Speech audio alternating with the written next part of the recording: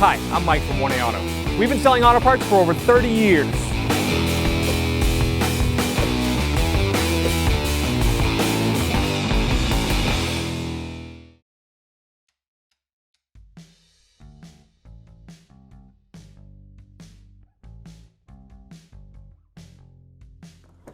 All right, we'll open up the door.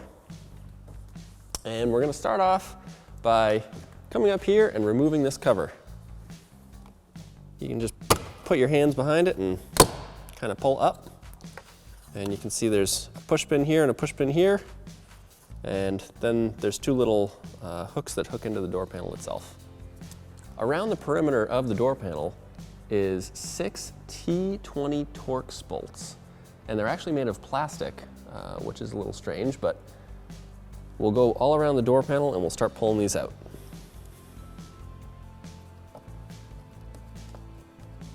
Being that they're plastic, they don't come out like a normal screw does. You have to be very gentle and almost pull on them as they unscrew. There we go.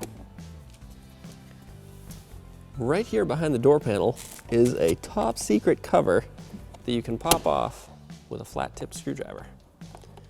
And you can see it, you want to grab it from the top and go down, and then behind that is a Phillips head screw.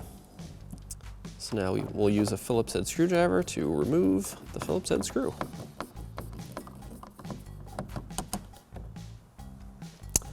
For the power window switch, we'll just slide a little screwdriver in here. It pops out super easy.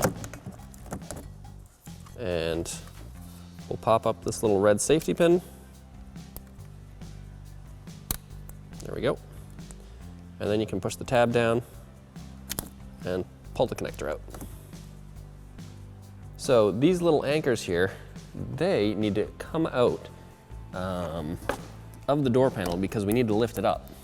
Well, we just lost one. Now we'll do the upper one. There's the second one. So we'll go all the way around the door and pop those out, and then all we have to do is lift straight up on the door panel and it should come off. All right. All right, so now we're going to use a pair of needle nose pliers to sneak in behind this clip and squeeze it so that it can come out. All right, now we'll use the trim clip removal tool to pop that out, although you could probably just pull it with your hand, judging by the looks of it. And then we're going to disconnect the connectors, which you can simply pull. You can see there's a little push pin or a push tab that you push down and then you can pull out. And it'll be the same on both of them, like so. Now on the mirror, you're going to find 3 10mm nuts that we're going to want to pull off. So I got my 10mm socket and an extension just because I love extensions, and a 1/4 drive ratchet. Once you crack them loose, you'll be able to just spin them off by hand. This one is actually behind this rubber piece, so I think what we're going to do is maybe do that one last, and it'll just stay there. Make sure you support the mirror on the other side so that it doesn't fall off the truck.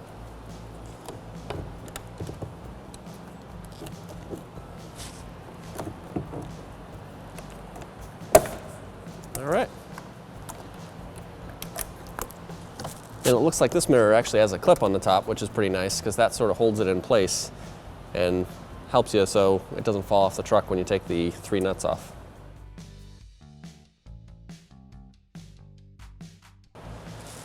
Now we're going to feed these wires through this hole. Pull it through.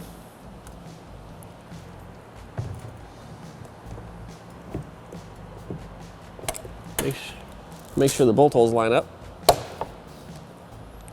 Then you can snap in the top clip and start threading the 3 10mm nuts on.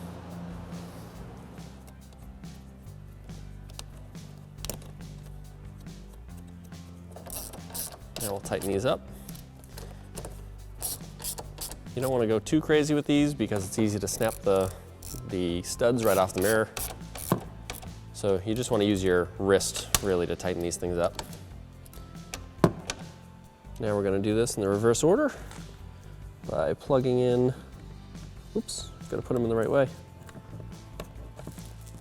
Nope, I guess it's right here. Here we go. And the black one goes on top. And we'll plug this in the door panel. And then right up here, we have that last clip. All right, so to put the door panel back on, we're going to slide this lock up through the hole, and then we're going to feed the power window wires, switch wires, through this, and then kind of drop it down onto the door panel. Now we'll plug in the window switch and drop it right into the door panel. We're now going to slide the door handle bezel behind, doing the rear section first, and then snapping it into place. And then there's a large Phillips head screw that will slide right through here and screw in.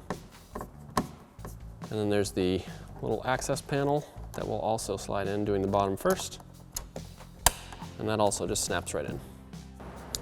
And we're now at the point where we can put these door panel screws back in, and they go in just like this. Looks like I'm gonna probably have to hold the bottom piece to get it to screw in. And we'll do this all the way around the door.